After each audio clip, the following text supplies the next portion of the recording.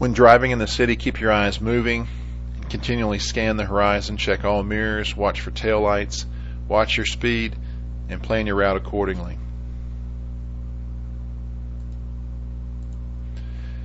Be aware for bikers and pedestrians. Certainly in city environments there might be more bikers. Be aware for driveways, alleyways, parking lot, entrances and exits, as well as overhead wires, delivery vans, and dumpsters. Make sure there's enough space, certainly when you're backing and when you're parking. When you're stopped in traffic, wait to proceed until the vehicle ahead has moved. Avoid unmarked or low clearance underpasses if you're not sure of what the height is. Approach carefully, never assume the marked height is correct. Certainly watch for signs of road repair or where vehicles have hit the overpass. Approach it slowly. If there isn't enough space, pull over and use another route. And as I mentioned, watch for signs of repair. At intersections, we know it takes longer to cross due to the additional length and slower acceleration. At busy and unmarked intersections, stop, assume you don't have the right of way, and then proceed through. Slow down and watch for other vehicles, pedestrians, and people on bikes, inline skates, etc. When approaching a controlled intersection, stop 2 times. And that's first, stop at the light, certainly, and then second, after easing forward to a point where you can clearly see oncoming traffic.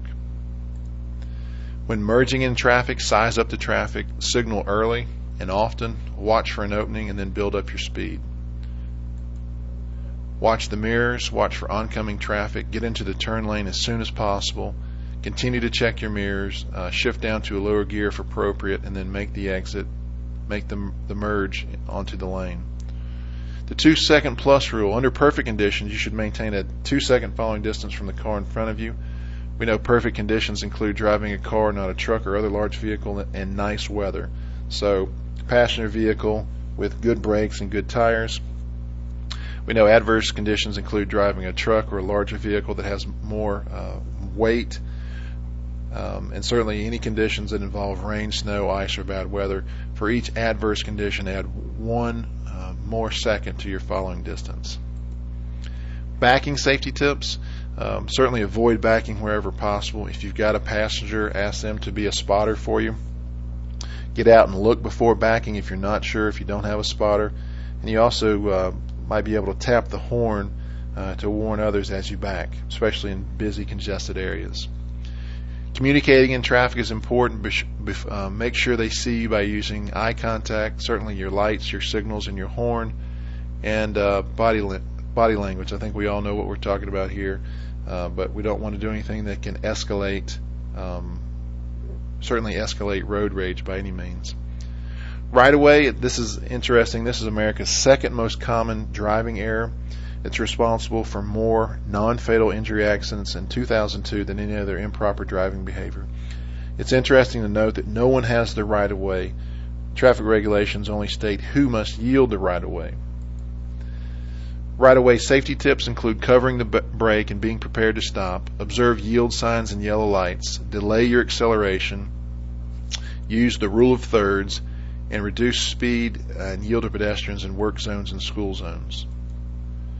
Speeding is defined as exceeding the posted speed limit or driving too fast for conditions.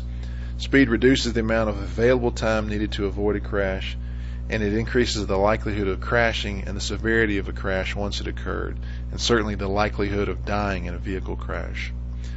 Safety tips to avoid speeding: allow enough time to reach your destination. Leave 10 to 15 minutes early. If you're running late, call ahead. Avoid traveling in the fast lane where you're going to be pushed by other vehicles that are traveling faster. Check and recheck the speedometer. If you've got cruise control, set the speed and leave it alone. It's mentioned here, avoid using speed radar detectors, which we know are illegal in some states, but in other states may give you a false sense of security. Seat belts keep passengers in their seats during a crash. We know that seat belts help you stay in control of your vehicle by keeping you in the seat, and they protect you by absorbing the forces of a crash. It's interesting to note that you have a 50% better chance of surviving a serious crash without injuries when you wear a seatbelt. Your chances of surviving a serious crash are increased by 45% when you wear a seatbelt. And in summary, wear your seatbelt. We certainly can't say that enough. Simple things like avoid backing wherever possible, or use a spotter if you have to back. Remembering that right-of-way, that no one has the right-of-way, that only states in what instances the right-of-way has to be yielded. Maintain a 2-second following distance. Again, those are under perfect conditions. With larger vehicles and under adverse conditions, we add seconds to that, so the 3-second following distance is usually normal. Don't speed and watch your speed. Make sure you follow the rules of the road and that you know the rules of the road. Certainly those are different in different states. Communicate in traffic and be cautious, aware, and responsible in traffic.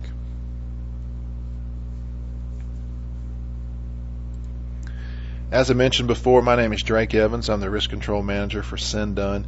My email address and my phone number are listed there. If you've got questions, please feel free to contact me. Be glad to answer those for you. Or if you know of other safety programs or training programs that we could provide for you, we'd be glad to do those. Just contact us and we can talk about it. Thank you for your time today, and be safe.